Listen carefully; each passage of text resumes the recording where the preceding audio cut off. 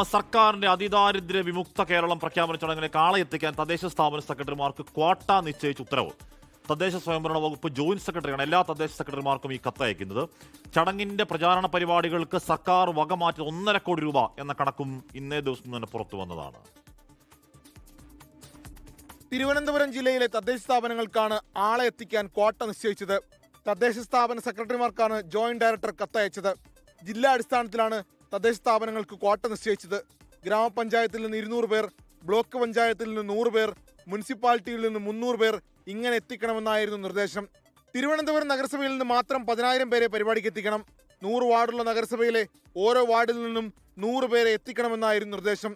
ജനപ്രതിനിധികൾ, ഉദ്യോഗസ്ഥർ, അതിദരിദ്ര കുടുംബാംഗങ്ങൾ, കുടുംബശ്രീ അംഗങ്ങൾ, ഹരിതകർമ്മസേന പ്രവർത്തകർ, ശുചിത്വ മിഷൻ റിസോഴ്സ് പേഴ്സൺമാർ, RD ഏജന്റുമാർ എന്നിവരെ എത്തിക്കണമെന്നായിരുന്നു നിർദ്ദേശം. മന്ത്രി MP രാജേഷിന്റെ നിർദ്ദേശപ്രകാരമാണ് ഇങ്ങനെയൊരു ഉത്തരവെന്നാണ് പ്രതിപക്ഷ ആരോപണം. അതിനിടെ പരിപാടിയുടെ പ്രചാരണത്തിനായി സർക്കാർ 1.5 കോടി രൂപ വകമാറ്റിയെന്ന വിവരവും പുറത്തു വന്നു. ഷെൽട്ടർ നിർമ്മിക്കാൻ നീക്കിവെച്ച തുകയിൽ നിന്നാണ് തുക വകമാറ്റിയത്. പത്രപരസ്യങ്ങൾക്കും ഉദ്ഘാടന പരിപാടികൾക്കുമാണ് തുക ചെലവഴിച്ചത്. 24 തിരുവനന്തപുരം. ലോകത്തെവിടെയായാലും ഏത് സമയത്തും 24 വാർത്തകളും ഓഗ്മെന്റഡ് റിയാലിറ്റി പാക്കേജുകളും എക്സ്പ്ലെയിനറുകളും വിശദമായി കാണാൻ ഞങ്ങളുടെ YouTube ചാനൽ നിങ്ങൾക്ക് സബ്സ്ക്രൈബ് ചെയ്യാം.